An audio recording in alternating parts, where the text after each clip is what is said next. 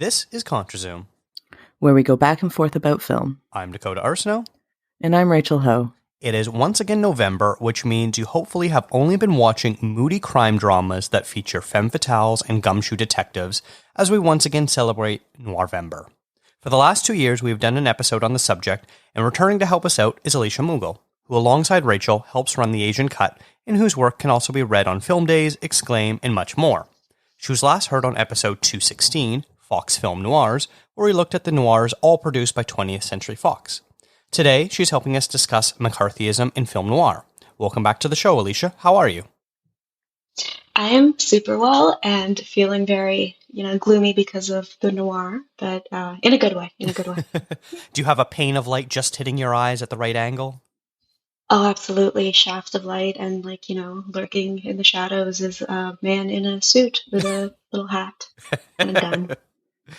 Excellent. Well, I'm very excited. I didn't realize it had been a full year since you'd last been on the show, and the last one was our Noirvember themed episode.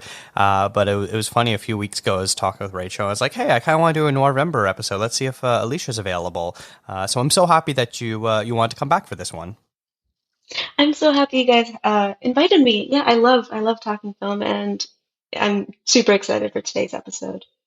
Well, excellent. Let's get into this a little bit. So today might be one of our most interesting and definitely overt political subjects we've ever covered on the show.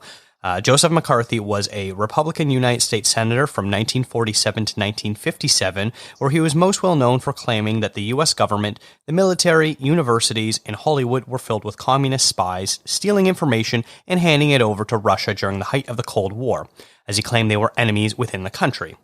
These accusations helped spur numerous committees to root out a supposed Red Scare, most notably the House Un-American Activities, or HUAC.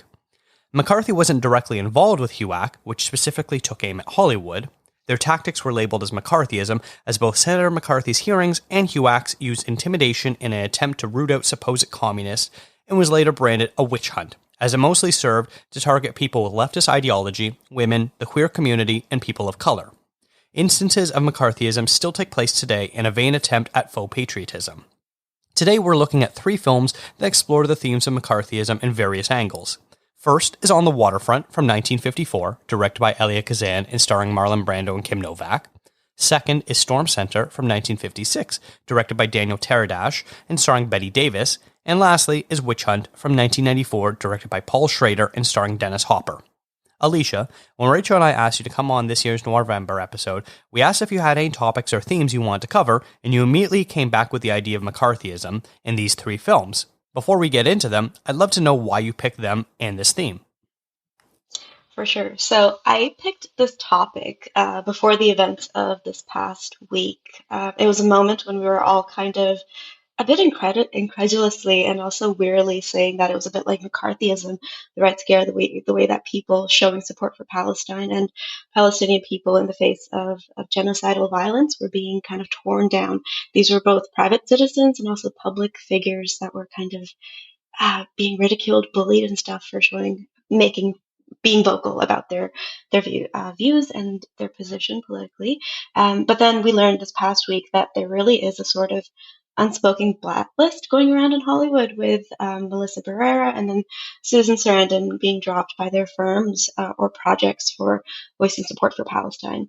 So it's kind of curious what's going on right now because there's clearly a very distinct difference between now and the events of the 50s with McCarthyism, because in the 50s, people lost their livelihoods over these paranoid accusations, communism, while now people are losing their livelihoods and being attacked for something much more real, kind of like their stance against genocide. So history is repeating itself, but this time matters are so much more grim and dire, and it's heartbreaking. And so the films that we picked collectively, they are produced by the system of Hollywood, and they are noirs, which traditionally do kind of look at the underbelly of things. But yeah, I just think that they're interesting subjects of study. Each of them takes a unique stand within a sort of naming names event, either for or against or ambivalent within this dynamic. But I think their study is worthwhile regardless of the stance, even, as I said, if it is a bit disheartening because as we, it's the same thing is happening again, except in a much more immediate sense. Yeah, I definitely agree that it seems even more timely than when you had first suggested it.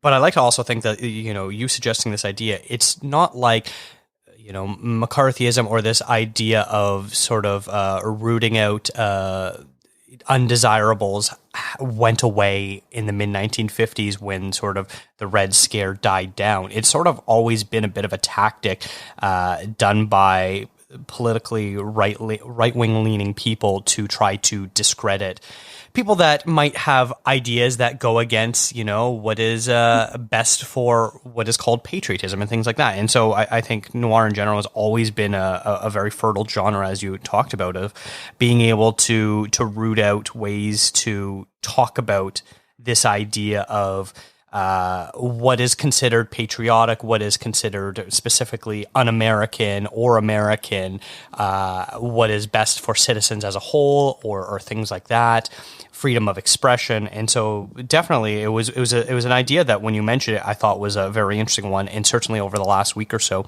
it has proven to be an even more timely topic than I think even you could have imagined when you had suggested it. Mm-hmm. I think too, with when we talk about McCarthyism, like I know it's very politically charged, but the first person I thought of when we were kind of diving into this was Brendan Fraser, oddly. And I know he wasn't blacklisted for a political reason, but it was because that idea of him being an undesirable troublemaker, basically, in the eyes of Hollywood anyways. And so to me, it's just like Hollywood has a good history of, not a good history, but like a healthy history of weeding out the people that they don't want in there if they don't kind of align to the narrative that they want to serve at that time, then they're more than willing to let them go, which shows like, Brendan Fraser got a second life after, collectively we all decided that sexual harassment wasn't right, which took a little while to agree with about that, but it's fine. It happened. But yeah, it's an interesting topic, and I'm glad that Alicia, that you suggested this one, because I think it's not just is it topical, but it's just a fascinating kind of machination of Hollywood and the film industry as a whole. Yeah. Fertile ground.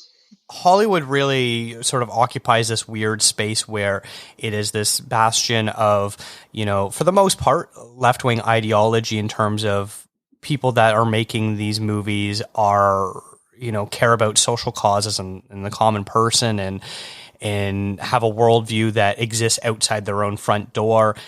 But it's also at the very top a money-making machine where its purpose is to make as much money as possible, and that means, not wanting to step on certain toes or offend certain groups of people or call out certain things.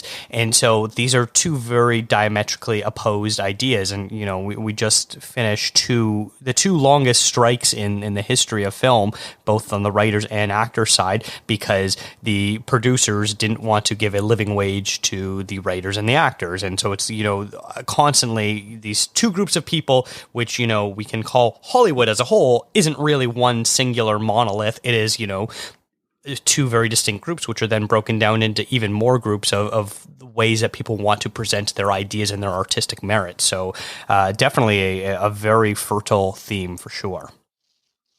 Yeah. And I think On the Waterfront is a great depiction of that stratification within Hollywood as a system. The different groups kind of like going at each other and fighting for what they believe is right. You want my philosophy of life? Do it to him before he does it to you. What do you want? Your gun.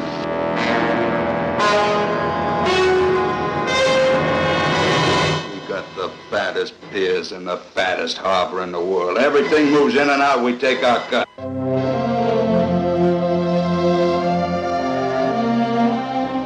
Edie! Father, who'd want to kill Joey? Who'd want to kill Joey? Now listen, you know who the pistols are. You're going to keep still until they cut you down one by one? Yeah, I think that is a great segue. So yeah, first up is On the Waterfront. The film follows Terry Malloy, played by Marlon Brando, a longshoreman and occasional tough guy for the Union leader Johnny Friendly. After helping set up the murder of a coworker who testified to state authorities about mob activity in the Union, Terry starts to question his surroundings as a local priest and the dead man's sister tried to rally people together to root out corruption at the docks. The film was originally written by Arthur Miller, but after director Elia Kazan appeared before HUAC and gave what was referred to as a friendly testimony, where he didn't name any new names, he acted as a supporting witness, naming people who had already been identified as quote-unquote communists. Miller subsequently dropped out of the film. The film is viewed as Kazan trying to do the right thing and root out corruption in his own industry.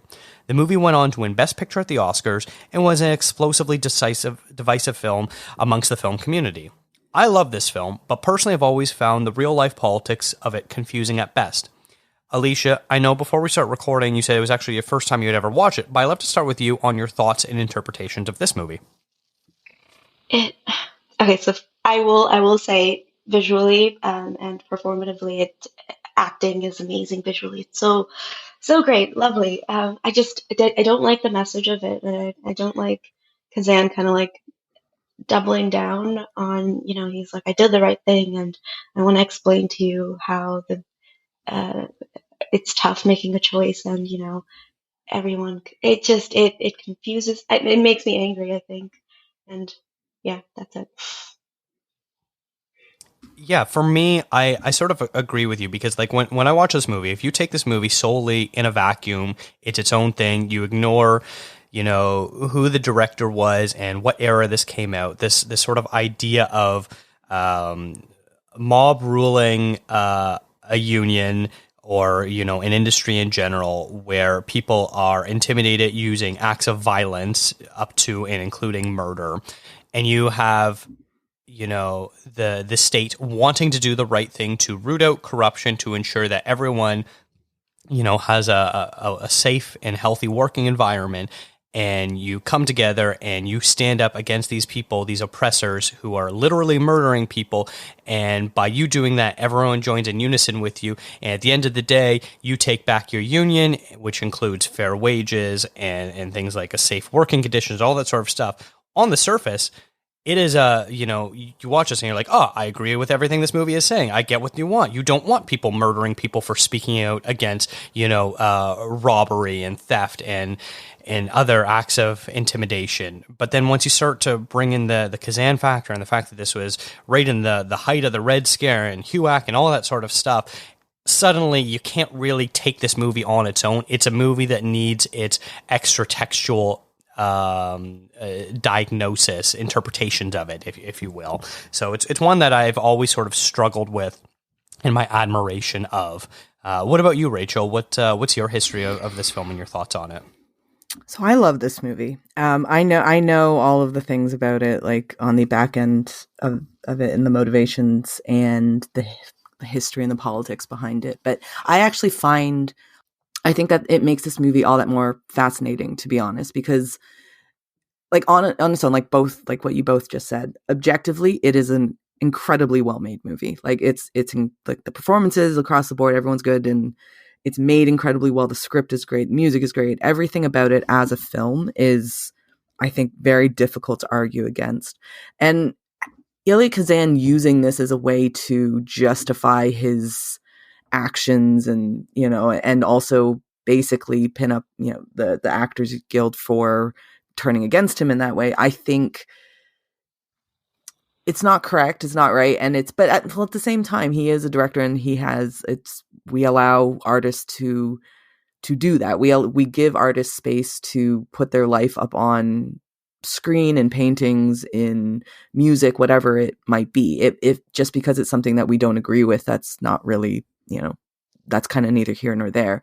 But I do find that the historical context of it makes this movie that much more fascinating. And I think it is what has made it endured for as long as it has, because I think it is a great movie, like I said, and it is one that will be studied by film students forever and always. But it is also one that is a really good film to look at in terms of the politics of the time and to have that kind of context with it. And I think that is a part of its legacy. And I just find it's interesting. Like, I just find it makes it a much more fascinating thing. It doesn't necessarily take my enjoyment of the film away. In the same way, like Alicia and I were talking, I'm sure we'll talk about Brando later, but Alicia and I were talking this morning about, like, you know, Brando was a real dick in his lifetime. Like, we're all very aware that he was not the nicest person in the world. But when you watch a movie like this and a performance like this, you're like, oh, damn, he's so good. So it's, to me, it's kind of like that. Like, there's a bit of a separation there that I have. And I understand that, though, it is a movie that doesn't,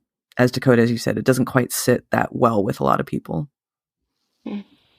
I love this description of the film. It's by a publication called Time Out Film Guide, and they say of the film that it's undermined by its embarrassing special pleading on behalf of informers, which I think perfectly kind of sums up my feelings toward it. Yeah, Brando is stunning in it. Like, he is in this film with his whole body. Like, the way he moves, it's almost like he's just doing this dance.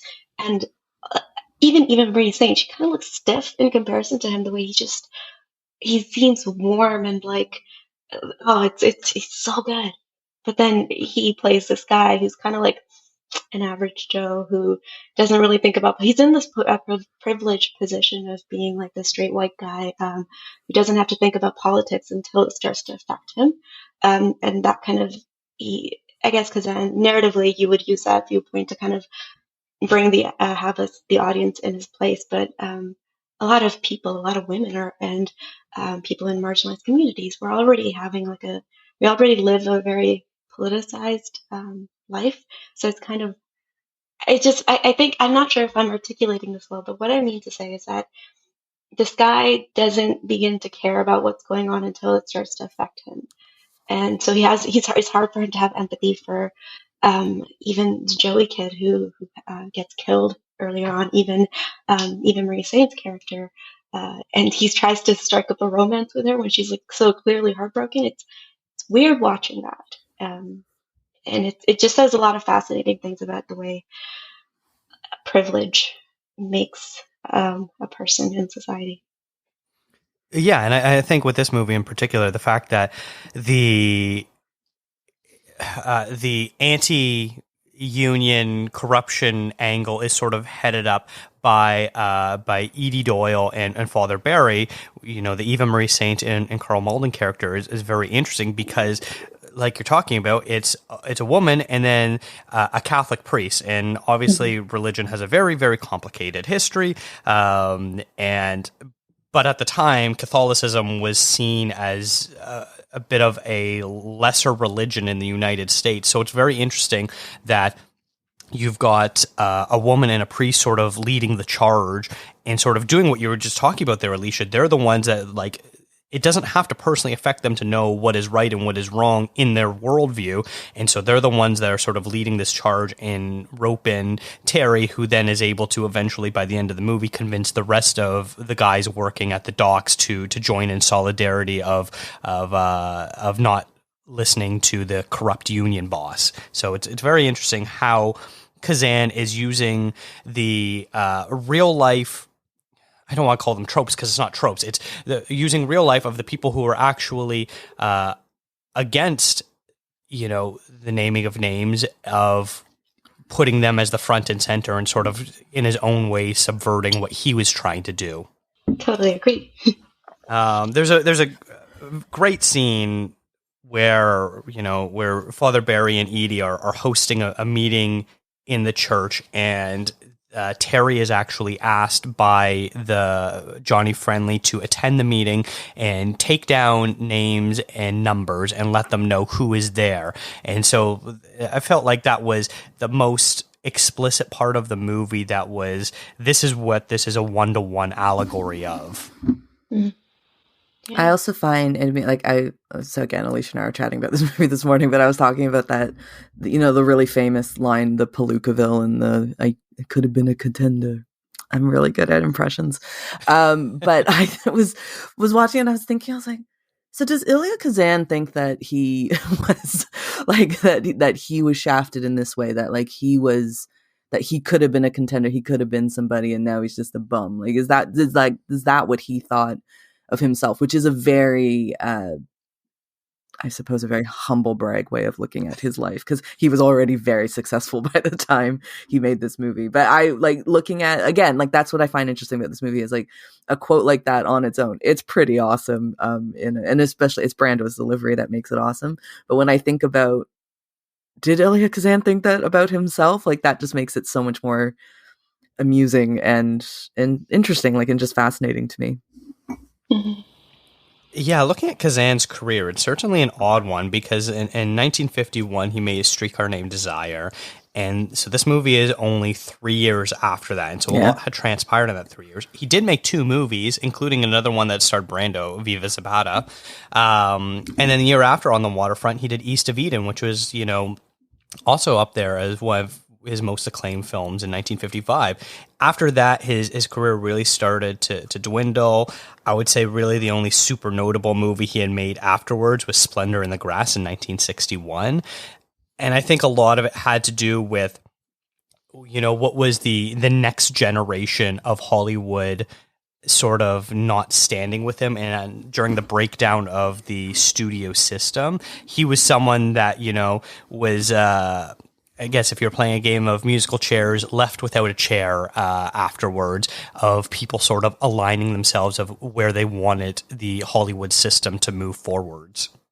I think, though, it does say something about him as a filmmaker that his work, like his abilities, his techniques, they have remained, though. Like, they have endured. Nobody kind of doubts that. And Alicia came across a really good Orson Welles clip quote. Was it, Alicia, that you found that you're mentioning it to me before? I love it so much because I think I'm not sure where he is as a reporter asks him to comment on Kazan, and he just refuses, calls him a traitor. He's like, I refuse to talk about him. I respect his ability as an artist. He is a good artist, but I don't want to talk about him because I mean, yeah, I mean, and Orson Welles, I think, does note it in the clip. Like he had a career, still has a career in New York, still makes films, still has friends. Because Elia Kazan is a traitor. He is a man who sold to McCarthy all of his companions qui a vendu tous ses compagnons à McCarthy. At a time when he could continue to work in New York À une époque où il at pouvait high salary. And having sold all of his people to McCarthy, he then made a film called On the Waterfront, which was a celebration of the informer. I don't know why he thinks that. I did also find an interesting article from 1999 when he did win a Lifetime Achievement Oscar. The article says television cameras caught Warren Beatty, Helen Hunt, and Meryl Streep standing up and applauding as Kazan was walking up to get his award. But Steven Spielberg remained seated, although he did applaud. Actors Nick Nolte, Ed Harris, and Amy Madigan made a point of staying in their seats and not applauding, which, you know, the title of the article says many refuse to clap as Kazan receives Oscar. So that moment was the first time I became aware of who Elia Kazan was. I remember seeing it and I was really confused. I didn't know why. It just looks awkward when like only a few people are standing and then some people are sitting in a crowd, and it just felt weird. And I didn't really get it. I don't know how old I would have been. But that made me look him up and because I was very confused as to that. But it was that exact moment at the Oscars because I really like Meryl Streep. I'm a big Meryl fan. And to see her kind of, because she not only stands up, like she jumps up. She does it with like such, you know, and it to the point that you're thinking she's doing it on purpose. Like she's making a point because they know who's receiving the Lifetime Achievement Award. It's not like it's a surprise that somebody won a Lifetime Achievement Award. But the way she stands up, it's like she literally kind of jumps up out of her seat when she does it. And it just kind of fascinating. I keep saying that, but it just amused me. And that Orson Welles clip that Alicia was talking about, the thing I love about it most is that Orson Welles has such a way of speaking. Mm-hmm. He has such a, like he's got like a funky accent. He's like a low voice. He's very bellowing. And so hearing him talk like about Kazan and so passionately, but also, you know, saying like, yeah, he's great. And that point of saying he still has a career. He still is very well respected and is very successful. Like what's he kind of crying about, I suppose, which is another argument a lot of people make today when we talk about cancel culture and saying, well, like, a lot of these people still have careers and they're still doing very well. They're doing just fine. Maybe they're not popular on Twitter anymore, but like, who gives a shit? Like, they're still doing absolutely fine. Yeah, I think that is a great connection, between yesteryear and what's happening today. And like, I'll also add that Streep is someone who has a history of some very messy politics herself, and someone who definitely maybe don't meet your heroes type of person at best. But I agree with your idea of what modern cancel culture and things like that, which is a terminology I really hate, more so because it's just like, man, this is just me sort of speaking with my wallet and being like, I am taking a principled stand against something I dislike. You know what? You do what you want to do, but I'm not going to spend my money and my time on this person or this thing. And so it's a very frustrating topic of conversation, one that I think is, even bigger than what this podcast episode could contain. Could do a whole episode on that. We probably could. All right, let us move on, though, to our next film, which is one called Storm Center. Some people lead very exciting lives locked in a laboratory. Or even a library. We say to the communists, we do not fear you. We are not afraid of what you have to say. But you fear us. You don't belong here. You're not the librarian anymore. You're a communist. The communist. The communist. The communist. Stop it. Stop it. Stop it. Stop it. Stop it. Stop it. And this is one of the first films to deal with McCarthyism and the Red Scare head on, quite literally. Bette Davis plays Alicia Hull, a librarian in a small town who is asked by city council to remove a single book, The Communist Dream, from the shelves. After refusing to remove it on the grounds of anti-censorship, Alicia is fired from her job as the council sows distrust in both her and the role of libraries, which was standing in for freedom of expression, creating a mob mentality that literally ends with a book burning. There is no hiding where this film stands, as ambiguity is done away with, and instead, heart of honest slave monologues take its place. The film comes in an era of downturn for Davis, as it was 6 years after her run of Oscar excellence had ended in 1950, but before her resurgence in the 1960s. This movie is also the least noir-like of the three, so I'm curious, Alicia, what made you want to talk about this film? This one, actually, I think Rachel picked, but I would watch anything Davis is in. It's fascinating because I want to make the connection to Terry in On the Waterfront and then Alicia in this one. So what I was trying to say earlier in that he kind of begins the film as kind of like a blank slate, no like political ideology. Alicia in this one, she has opinions. She has thoughts from the get-go. Ideas, like even if I don't agree with XYZ opinions, I'm still going to keep them in the library because people allowed have the right to know that this is what is out there, which I love, and I think Davis wears that personality so beautifully. Even she walks with such a straight back and like that stature, and it's beautiful. But her voice, it's so small and elegant and wispy, so distinct from her natural talking voice. She does such a cool job here, and it's very intimidating, and I think almost noir-esque. The confidence she wears. It's an intriguing spin on the femme fatale, I think. Well, what about you, Rachel? How did this movie come across your radar? I was just Googling film noir McCarthy, if I'm completely honest. And then I came across this movie, and for me, like, I haven't watched every Bette Davis movie there is, and I do very much so like her, though. There's something about her presence on screen that I find it's just very amusing. Like I'm very tickled by her work, everything that she does, and like just the way she speaks, the way she does. So when I saw that there was this movie, I never even heard of it before, to be honest. I just thought maybe it would be an interesting add-on. But then I was just looking at my WhatsApp with Alicia, and I was like, when I suggested it, I said, is it too on the nose? Because it is very obvious what they're trying to say in this. Like, it's not, there is no subtlety. There is none of that. But, hey, they're plenty of subtle movies out there. Sometimes you don't need them to be subtle, but Mm-hmm. I enjoyed this one though. I liked it. I thought it was interesting. I was funny to read some of Betty Davis's remarks though about it, basically being like, this movie didn't work out like I thought, and it was because of the boy actor, like the child actor. Oh my God. that played with him. Yeah. Betty, like, what are you doing? He's a kid. But that is a very Betty Davis thing to say, though, isn't it? Which I think is funny. I do want to say, so everyone talks about how the girl in A Philadelphia Story is that little girl character is the most annoying kid on film. I want to say that this boy in this movie, the most annoying child I have ever seen on film. So I have never disliked a character more. He's It's just terrible. He's so like, annoying.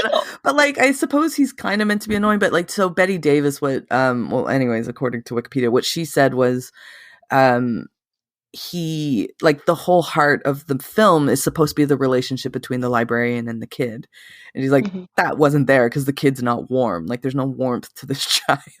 Yeah.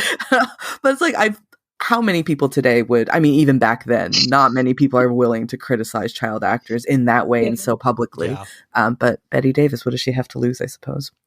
And it's really tough because, like, I look at the performance of this kid, and the movie starts out, I think, decently setting up this friendship between Betty Davis and this young child of, you know, he loves reading, and so she's encouraging and nurturing that and trying to get him to explore different books and all this sort of stuff.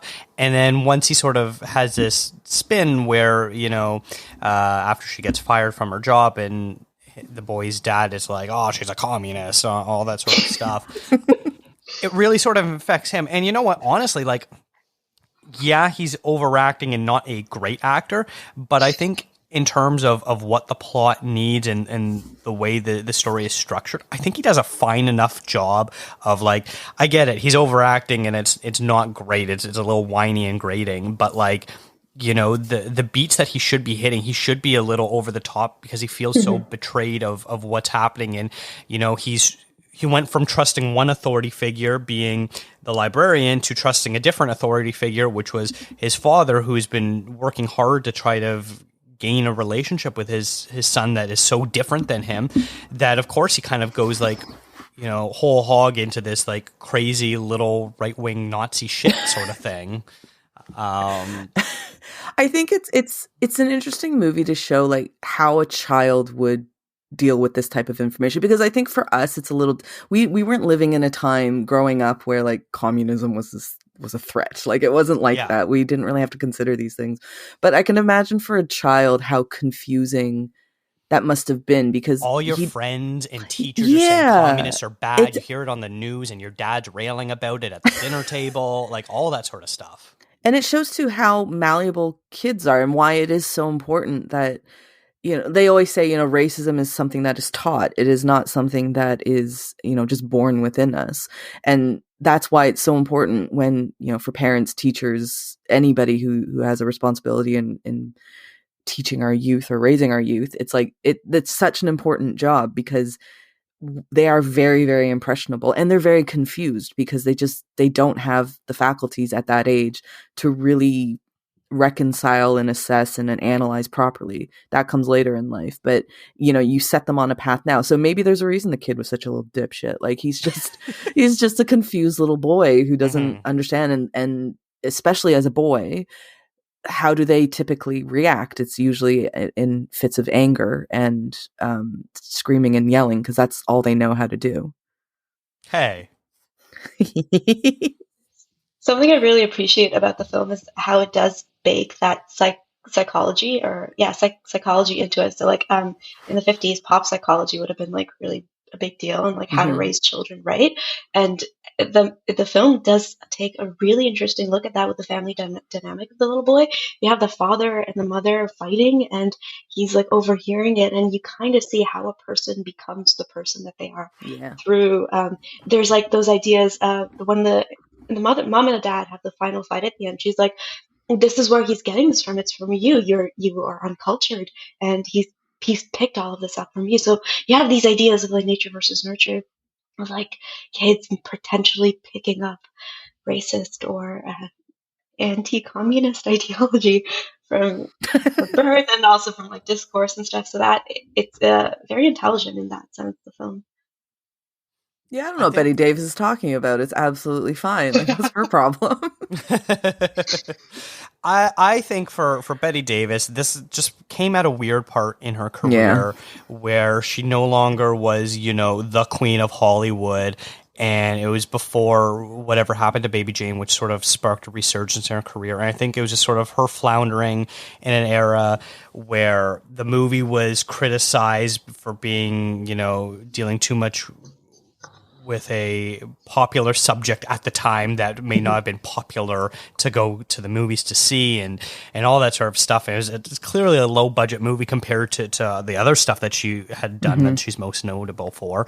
And I think it was just one of those things where it's like, well, it's clearly not me that was the fault. It must have been that little annoying kid that was the fault. I love that part of like legacy actors and athletes as well. I'm going to say, like, I think I really enjoy a story of like ups and downs and ups again. And I love seeing where, looking back when we look at these actors, like we all consider Betty Davis to be a legend in Hollywood. But I'm sure in this moment in her career, she felt like the lowest of the low. And that idea of like, nobody's going to remember me. Like I'm finished.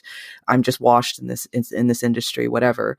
And obviously she wouldn't have no idea about, well, maybe she did later on in her life. Maybe she did understand what a legend she did become. But the fact that, I mean, she died in 1989 and we're still watching her stuff on YouTube. Like that's, obviously she couldn't have thought about that. But I do love that. And I do love that this kind of movie was a part of it. Because like you said, it's so different from what she had been doing not too prior, like not too far off from this film. And it does seem like, I'm sure to her, maybe it was a bit of a hit to her ego, having to have this stupid child yell at her all the time. But like, it's a part of her kind of career trajectory. And I love that. I love that kind of stuff. I want to talk a bit more about the sort of library aspect as a whole and what it sort of all means. When Alicia, the Betty Davis character, is, being talked to by the city council, she's talking about how it's basically, she doesn't say these words, but she's giving a slippery slope argument of, well, if we ban this one book, what's the next one? And of course, at the start, the council's like, it's only ever going to be this book. We're never going to ban anything else. And then it devolves into, well, if something else comes up that people, don't like or is disagreeable, maybe we'll have a talk about it. And then eventually they sort of land on, we're going to have to approve all books that go in the library. It very quickly goes to that. And so I think the film does a really good job of that. And, Betty Davis, Alicia rightly points out that like, hey, during World War II, we had Mein Kampf in our library and you didn't have any objections to that. And in fact, I think having it so freely available allowed people to read it and go, hey, Hitlerism wasn't that great of a thing and maybe we shouldn't get swept up in it, because it really was. I know people forget about it. Nazism was quite popular in the United States, despite the fact that people like to whitewash that it was ever a popular ideology. There was a Nazi rally at Madison Square Garden during the war, which is something that is crazy to think about today. And ultimately, I think what is fascinating, I don't know if it was intentional or not, but the city council seems to confuse communism with fascism. And I think that's something that is very interesting to sort of look at, especially today, considering, if you were to look at a base level, communism is an economic policy, not a political policy. It's turned into that. Whereas what they're talking about is fascism, which is a political ideology and something that they are very overtly displaying. So I thought that all was very fascinating to watch. But that's the thing, isn't it, with the Red Scare? It was a great, because of the Soviet Union, that's why people were afraid of communism, because they thought that that's what it looked like. They didn't really understand what was really happening. And that kind of is what created that mass hysteria around it. And I think the way that they vocalize what they believe in the movie, what they believe communism is what a lot of Americans did genuinely believe it was. That, it was this kind of like antithetical to democracy. It was like a weird place where you allow anybody to die to get to your whatever ends you want. It was wild.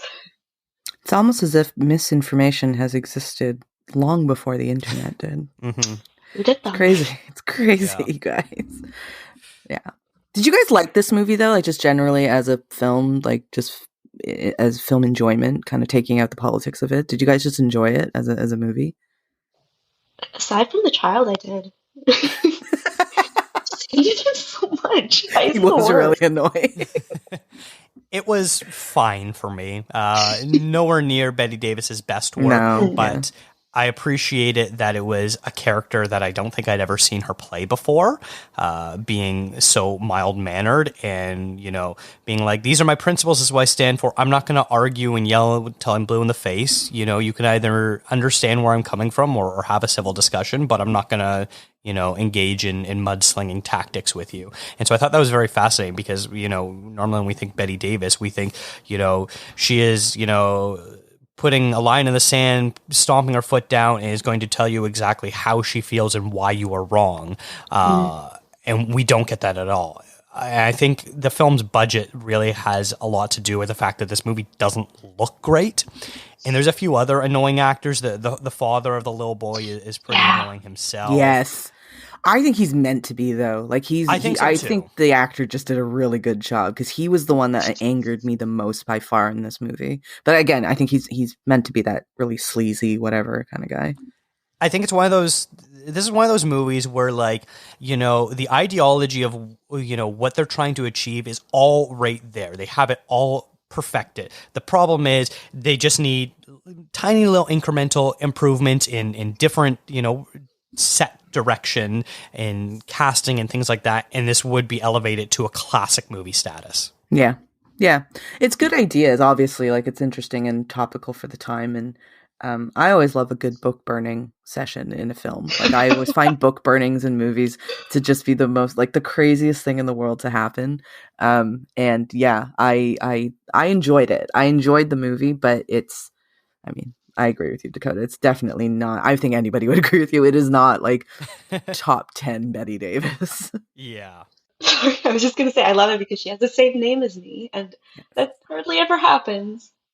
Don't you find that weird? Okay, so I think our names, Alicia and Rachel, are not like uncommon names. They're pretty normal names, but they are not names you see in movies very often. I mean, like every now and then, but not very often. I find that always interesting.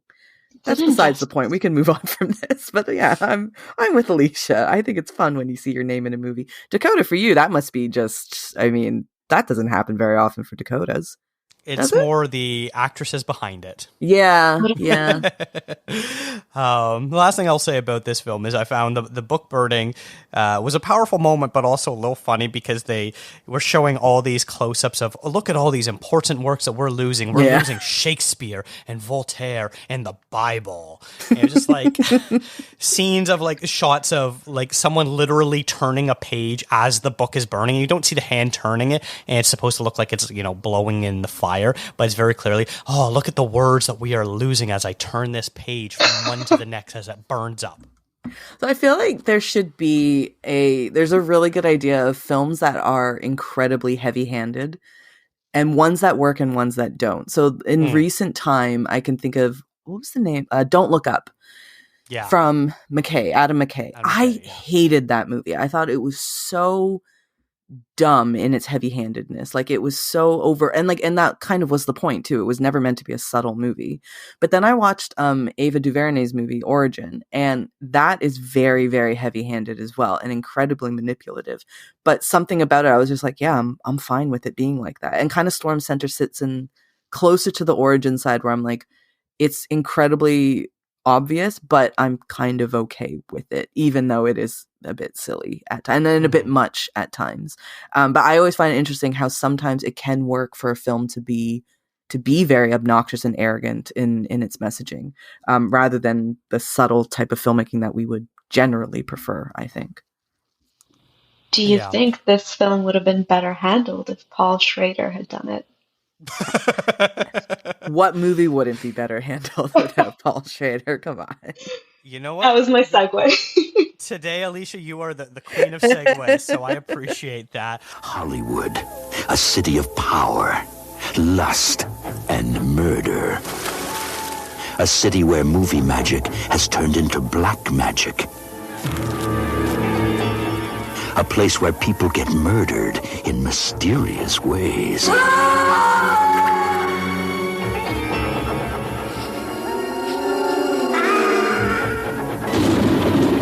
Into the shadowy world of supernatural corruption steps Detective H. Philip Lovecraft, Private Eye. Somebody put the big whammy on Gottlieb and cut him down to size. I think the police think I killed Mickey. Forget the gurney. You can get him out of here in a lunch pail. All right. Lastly, we have Witch Hunt, a film where Dennis Hopper plays a private investigator, literally named H.P. Lovecraft, who lives in a world where magic is slowly taking over the world. After the murder of a studio executive, Lovecraft looks into it, refusing to use magic. This is a world where famous writers from the past are brought to life using magic to help write scripts, and starlets use magic to change their appearance. A senator who has his eyes on the White House starts a campaign against magic in what is a not-so-thinly veiled allegory about communism. The film was actually a made-for-TV movie that aired on HBO and was a sequel of the 1991 TV movie Cast a Deadly Spell. This is a pretty cheesy but still fun take on McCarthyism. So to round out this show, Alicia, tell us about this film. It just looked bonkers to me. I mean, reading the description, it was Paul Schrader directed this movie. If you haven't seen it, you need to watch it.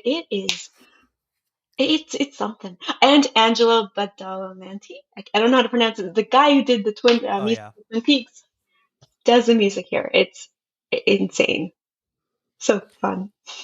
Yeah, this movie really feels like it basically was a plot of Twin Peaks, where it was like, oh, this person's in a coma. What's going on in their coma? Let's see. Ooh, they're dreaming about Hollywood during communism.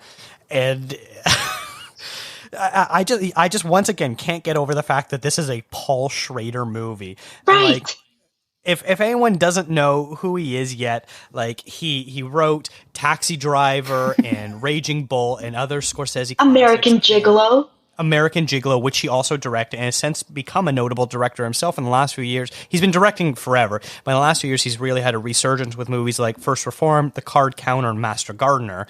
So seeing this, very lighthearted take on communism by using magic in a very bewildering Dennis Hopper performance, where I don't think Dennis Hopper was acting. I think Dennis Hopper was just like, damn, look at all this crazy stuff happening around me. Like, this is basically what this movie was. I love this movie. I love Dennis Hopper. I'm a big Dennis Hopper fan. I think he's incredible. And yeah, I think this was, like Alicia said, bonkers.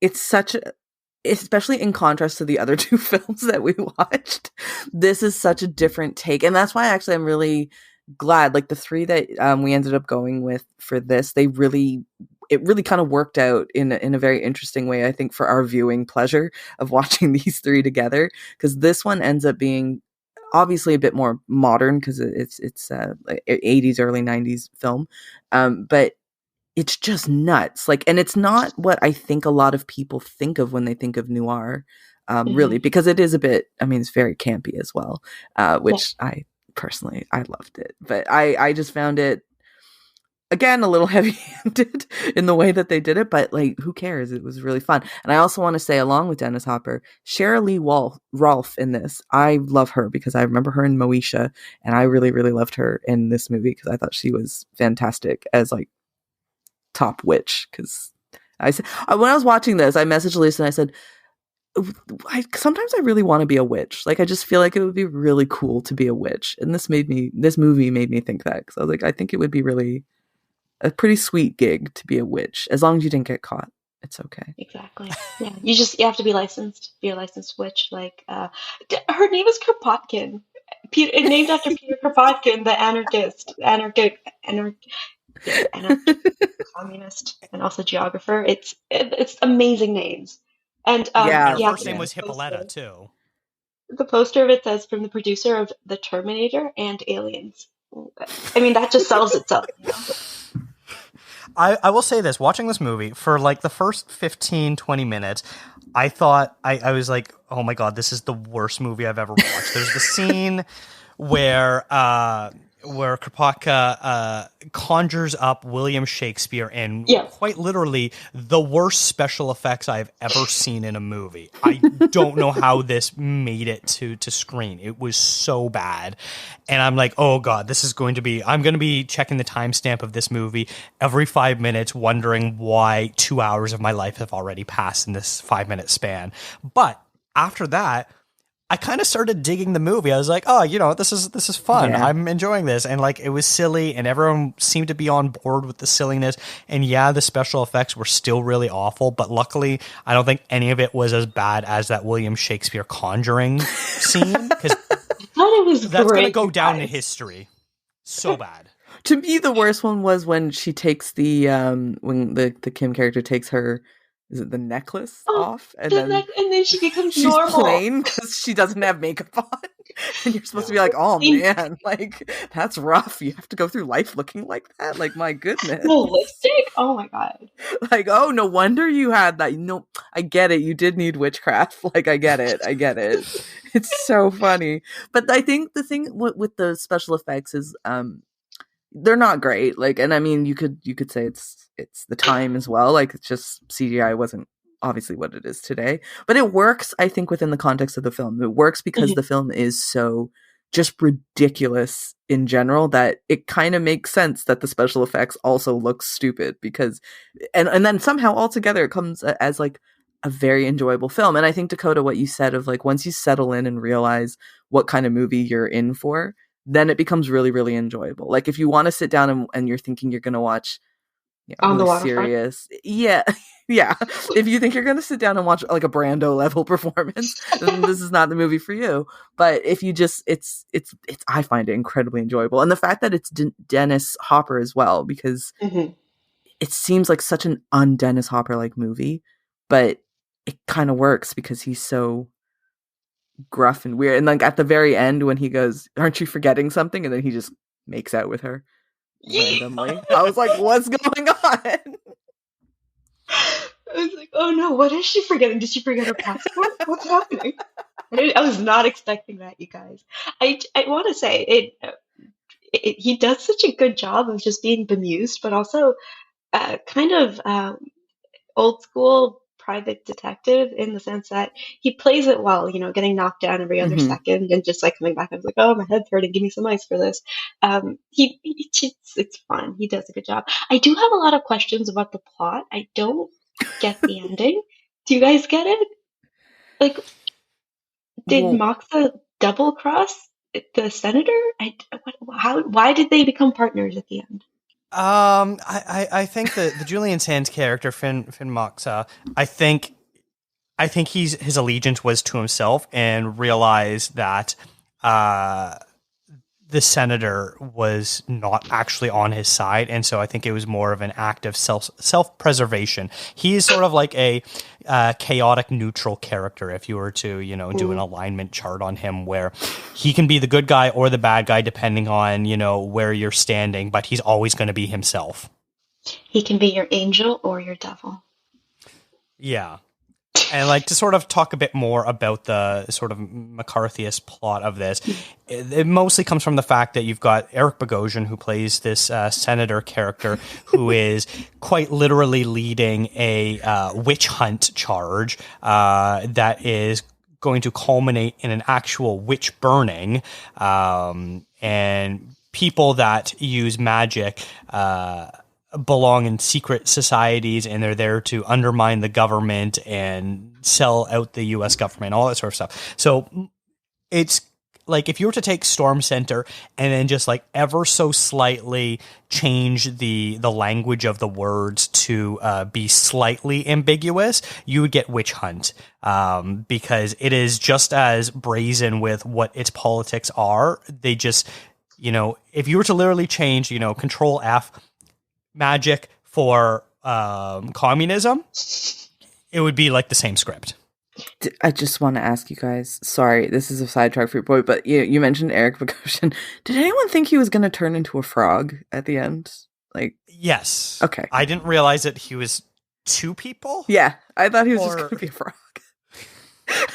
But no, again, it's like, it is the heavy-handedness. I think using like, I mean, the term witch hunt does come from somewhere, right? And so I kind of like that they brought that idea of, the Salem witch trials into this chaotic of a film, and it isn't, the analogies are obviously right in our face, and it's not difficult to see what they're trying to do with this film. But I like it. I like that they're just taking it away from the actual subject matter and making it seem something completely different, even if the lines that they're trying to draw are incredibly pronounced and very obvious. But I do like that idea of any film, like in any movie. I always like the idea when you're taking the theme of a certain topic and then branching it out into being something else, no matter how much. Like District 9 is one that I'm thinking of right now. Like the idea of, it's very obvious what the messaging is and what they're trying to do and the analogies they're trying to make. But I always think it's a nice challenge. Like it's kind of a healthy challenge for filmmakers to do that in an interesting way. And I don't think anybody can deny that Witch Hunt is at a minimum a very interesting movie. Mm-hmm. And to kind of go back what we were talking about, or what I mentioned earlier with kind of like the character kind of growing to have a point of view. What's interesting with Hopper's character Lovecraft here is he remains ambivalent to the end. He has bits where he's like, oh yeah, magic is okay, I don't really care about it. But we learn that he used it once. But even at the end, he's like, I'm going to use it to save somebody. But yeah, he remains, as opposed to Terry or Alicia in Storm Center, he just is very middle ground, very apolitical, which is fascinating. But it's also what a private detective, I guess, is supposed to be. It's what a Raymond Chandler Marlowe would be. He's very apolitical-ish. He has no allegiances, just all by himself.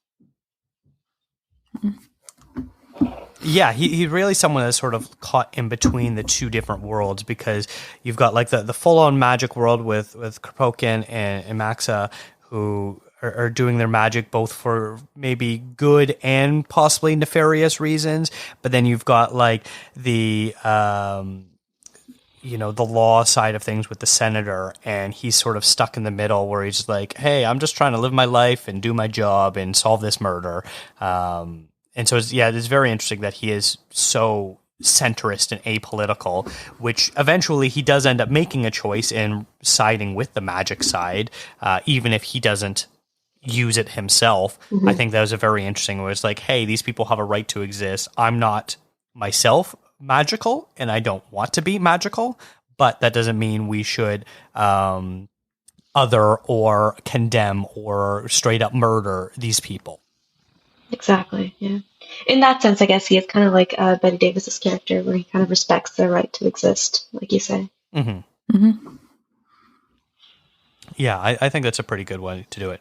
Now, do you think this movie would be better if the Coen brothers directed it or if David Lynch directed it?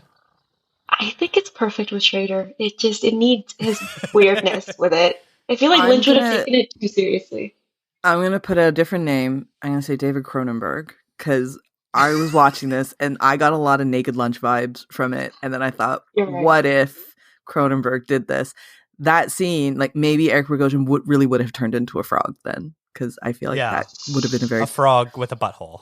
An incredible Cronenberg movie. Like, I just feel like this could have been a great Cronenberg movie, especially at the time that it was made. Like, I feel like that would have been just such a wonderful thing. Do you guys notice on the Wikipedia page for this movie, where they list the cast and they say Dennis Hopper as Harry Philip Lovecraft, and then in brackets it says same initials as Howard Phillips Lovecraft, but it's like it's the same name. Like, I don't know why they're like whoever entered that. If you hadn't noticed, it's the same initials. Like, by the way, it's the same initials, but it's like it's the same name, you guys. Yeah. It's interesting because I find this movie is too PG for something like Cronenberg, the Coens, or David Lynch, or even Paul Schrader to make.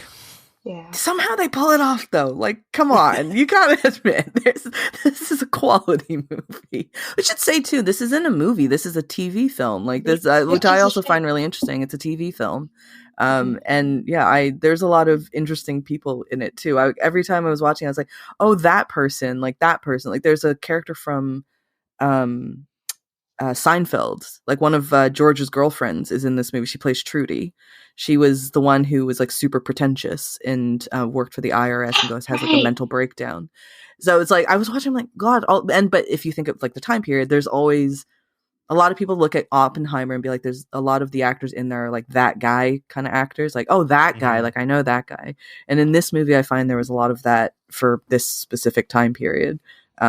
Especially my girl for Seinfeld, because I do love a Seinfeld reference. And also had a very small appearance by Clifton Collins Jr., who I feel like only really became not even a household name, but a doing bigger projects in the last 10 years or something like that. Yeah, he has a very interesting face. I think he's a good face actor. Yeah, I like it. Which is interesting you say that because he gets a pan in his face, a hot pan. And there's a zombie. We didn't even talk about the zombie, you guys. And it's weird that like it is even acknowledged until like at the very end of his appearance. Yeah, it's true. It's not till like the very end. This movie's great, and I thank you, Alicia, for introducing it to me because I genuinely enjoyed it. I had a lot of fun with this movie, as like kind of stupid as it is. It's very fun, and it's perfectly something that I enjoy. It's a pretty good palate cleanser if you watch all three of these movies. I watched this one first, but it's a good palate cleanser if you watch it last. Yeah. Imagine this is a double feature with On the Waterfront. That's my God, jarring. that would be such a good night. That's jarring. I should say I didn't point out that in On the Waterfront, there's Eva Marie Saint who plays Edie. She was on a Frasier episode too. So there's a lot of 90s sitcoms references in these movies. I'm just putting it out there. Wow. She looked stunning in On the Waterfront. She looks stunning in Frasier as well. And I think when she was in Frasier, that would have been in, I don't know what year but like say mid 90s or whatever. So she was like older, but she was stunning in it too. She plays Roz's mother for anybody interested. She's great. She was I think the Attorney General for Wisconsin. That's who she plays in Frasier. Anyways, I digress. Continue. Sorry. Well, I was just going to wrap this up by saying that both Witch Hunt and Storm Center are available to watch for free on YouTube. So I'm going to link to those in the show notes in case anyone does want to see what we're going on about and see the ridiculousness. On the Waterfront, I feel like, is a pretty readily available film. And I'm sure most film nerds have probably seen that one at some point or not in their life. So it'd be interesting if you want to go back to watch that in one or both of the other two movies that we talked about today. I'd recommend Witch Hunt just because I think it's fun. Too. Yeah. And On the Waterfront, like, come on. I shouldn't say everyone's seen it because Alicia hadn't seen it. So, okay, but there's the thing. If you haven't seen it, go watch it because I do think it does live up to the hype that it has. And I do think Brando lives up to the hype of his performance as well. So it is one of those classic movies that is very classic for a reason. And I don't think anybody can watch it, come out of it and be like, nah, I don't think it's as good as people say it is. Like it really is a tremendous movie. Truly. Yeah, 100%. Stunning. All right. Well, I think that is a great place to wrap this week's episode up. Alicia, thank you so much for coming on the show today. And as always, sharing your expertise in noir. I had so much fun, you guys. Thank you for doing this with me. All these movies, first watches, and I will love them forever. Excellent. Well, do you have anything that you've been working on lately that you want to promote? And what's the best way for people to find and follow your work? You can find me on Twitter. I refuse to call it X. At Alicia MGL. And I've been writing a couple of Real Asian reviews over at The Asian Cut. And yeah, find me, say hi. I would love to talk about movies with you. Fantastic. I will link to those in the show notes as usual. Rachel, what about you? What have you been working on and where can people find you? As always, it is at rachelho.com or _RachelKH on Twitter and or Instagram.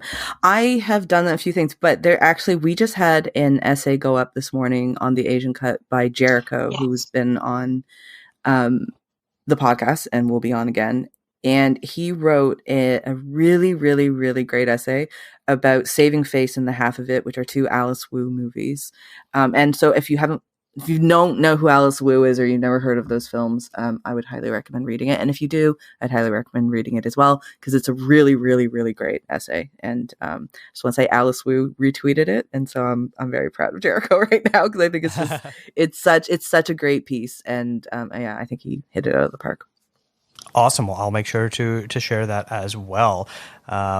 We actually have a few reviews that have gone up on contrazoompod.com just this past week, including The Ballad of Songbirds and Snakes, and one called Bad CGI Gator from Jeff Bulmer, and then another one, Perfect Days from Paulo Bautista. So I will link to those in the show notes as well. We are doing more reviews lately, so make sure you are booking contrazoompod.com to see that. This has been a That Shelf podcast. Visit thatshelf.com for more great film discourse. Follow the show on Instagram, Twitter, and Threads at contrazoompod.